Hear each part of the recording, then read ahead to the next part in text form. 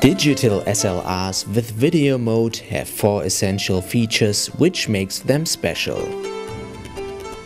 First, there are the 24 frames per second usually used on feature films. The video is not too jerky and not too smooth either. This was not possible with old DV or HDV cameras. Secondly, it is the shallow depth of field.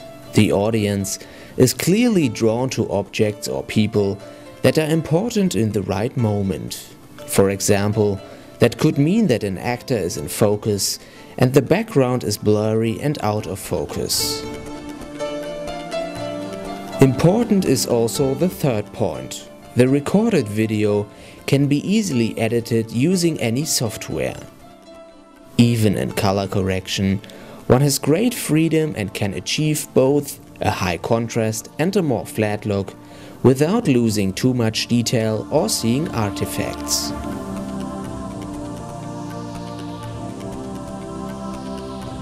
Also fascinating is the fourth point. Turning night into day, thanks to the wide range of lenses, you can catch more light when shooting with a wide open aperture. This is not possible with a regular camcorder.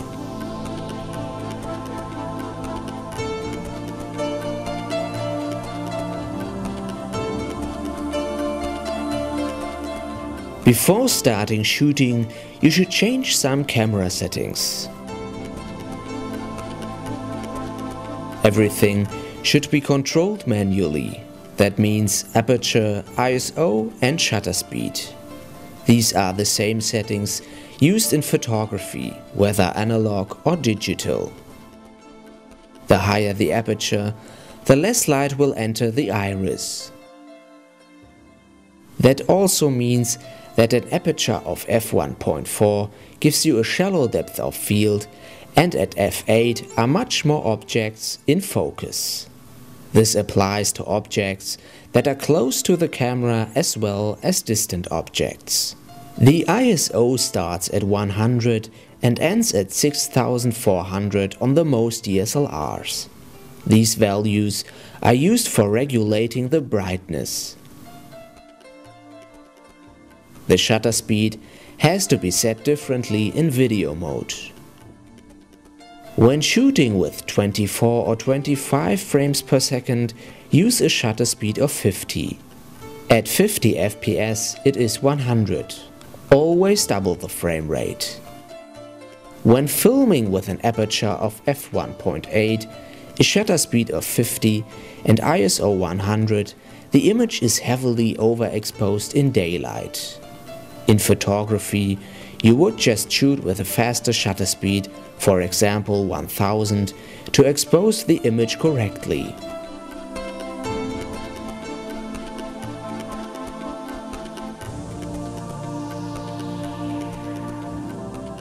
Moreover, some light sources might start flickering depending on the hertz frequency. To expose correctly, you need a neutral density filter. The ND filter makes the image darker. So now you can shoot with an aperture of 2.8, a shutter speed of 50 and ISO 100 without overexposing the video.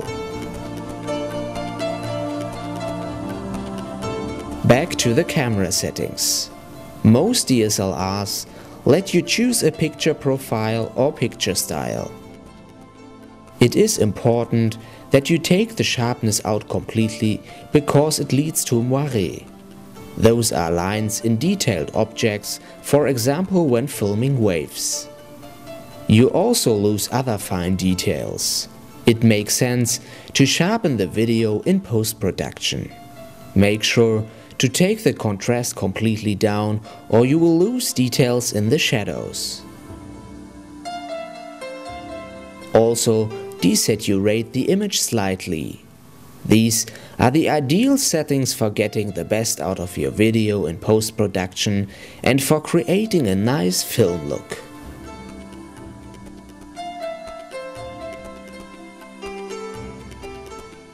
The beginning might be hard, but to get the film look, you have to control everything manually, also the white balance or color temperature. Depending on camera manufacturer and model, you can choose different presets. If possible, you should set the Kelvin value manually, especially when shooting under multiple light sources, especially indoors. It makes no sense to use autofocus if available, because you have to decide what should be in focus and not the camera.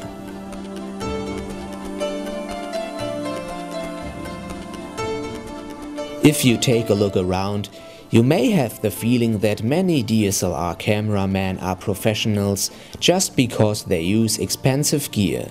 This is of course up to each user himself, but it makes no sense to buy a large rig just for 10 minutes of handheld shooting.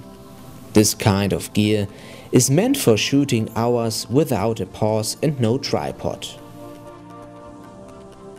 But a tripod is essential for filmmaking, but it also was before HDSLRs became popular. A major problem for over 4 years now is the internal audio of pretty much all models. An external microphone is essential. Unfortunately, the sound is still not ideal. This is why audio recorders are used more often. Audio and video are then synced in post. But this is a standard at most professional film productions.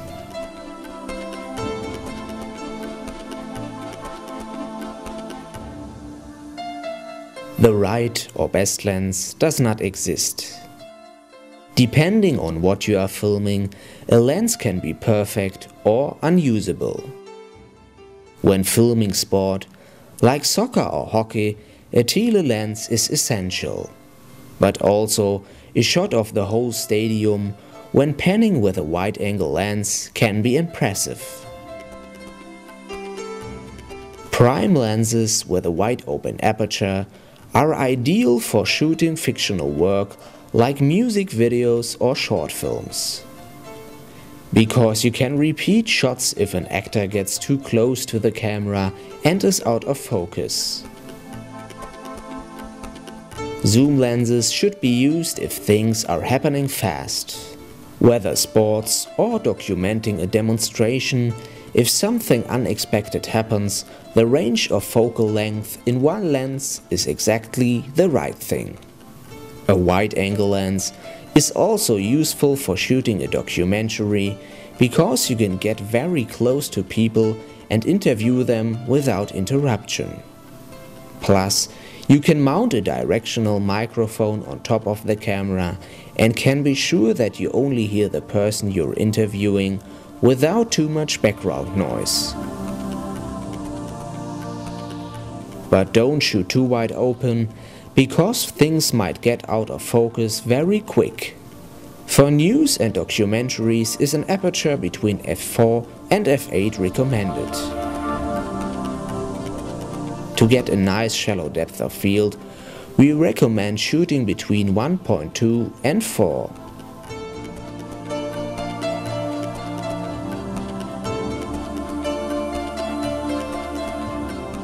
What makes a video DSLR so special is also the capability of capturing high-quality video at night. The low-light performance is getting better and better because of new sensor technology. For older camera models, like the Canon 70, 60D or the Nikon D7000, the following rules apply. You will see more image noise when shooting at a high ISO. That means a lot of colored grain and artifacts. Don't go higher than ISO 1600. When shooting in PAL mode, the shutter speed must be between 30 and 50, otherwise some light sources start flickering and the image gets too dark. Your footage will look brighter and clearer with a wide open aperture between f1.2 and 4 or 5.6 depending on where you're filming. To turn light in round bokeh rings, you have to shoot wide open or with a long focal length. Very important. Turn the contrast in the picture profile completely down, or the image will be underexposed in dark areas and overexposed when filming bright lights. But in the end, it all depends on the location and the available light.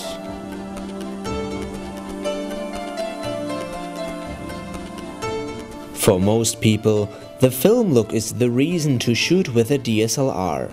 It's all about individual taste. Everybody has its own taste of color grading, and there is no right or wrong look. In this take, you can see how different you can grade a single shot. In general, it is better to shoot slightly underexposed in daylight. That's how you're gonna keep details in bright areas. But if you overexpose on location, for example clouds, you can't bring the information back.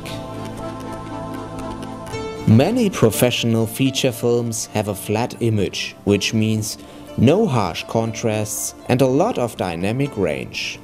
But many DSLR films have a very contrasty color grading. This is an example of how different footage can look like. One is very contrasty and saturated, and the other film has a very flat image. Therefore, you should think twice before shooting a film. To get inspired, just watch a film from the same genre. Low-light footage normally has a lot more noise because of the high ISO values. That's why you can't really change the exposure or color in post, or you will see some artifacts. Artifacts can also occur in daylight footage, depending on how hard you push it in color grading. This is mainly due to the codecs that compress the clips strong. Sometimes less is more. Think a few times about whether a film really needs an extreme look or maybe not.